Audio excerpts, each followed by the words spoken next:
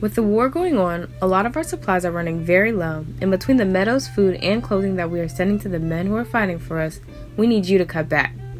In order to make this work, we must have a system that will make it easier for everyone.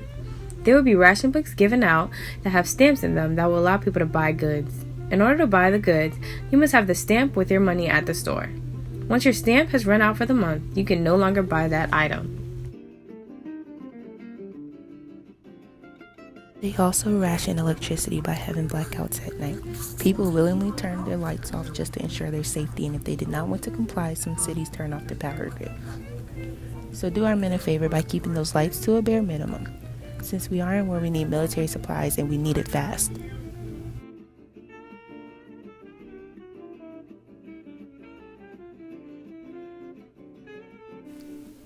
A call to all women and men who aren't fighting. We, the great nation of America, is in need of your assistance. Just because you aren't fighting physically doesn't mean that you can't help the fight. Have you ever wanted to learn how to build a plane? Or are you just tired of being unemployed? Well, come along then and work beside new friends while building thousands of ships, planes, tanks, and automobiles.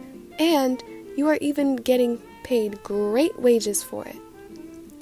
Let us not be a nation of inactivity, but rather let us be proactive and raise the fist to our enemies with our great might and power.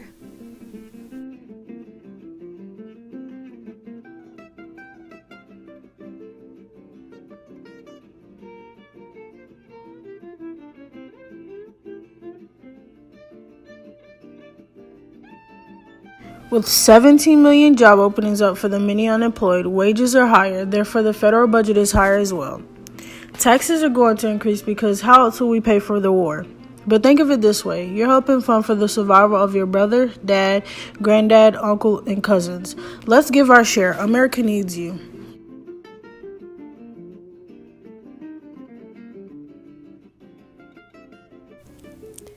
If you're still a little iffy about helping the war, you can count on the War Production Board. The War Production Board is responsible for regulating production and distributing materials needed for World War II. The board will help limit production of certain goods in order for us at home and our great soldiers fighting to be able to get a fair share of all the goods. This will create a shift in the industry from peacetime to wartime and meet the needs that will ultimately help assist the mighty America in victory in this war.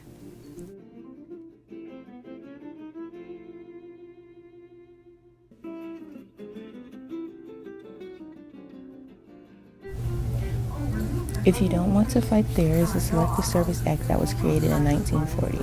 It was reenacted but modified in certain aspects from the first one in World War I. For example, the age limit is now 21 to 45 instead of 21 to 30, and it was the first peacetime draft. This all means that everyone must sign up to the war or you could face jail time. So which one will you choose? Go fight.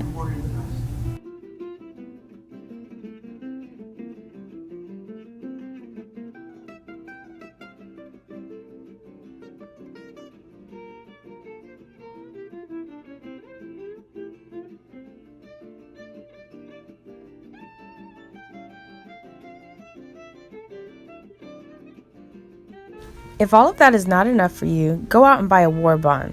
War bonds are a loan to the government to help finance the war efforts.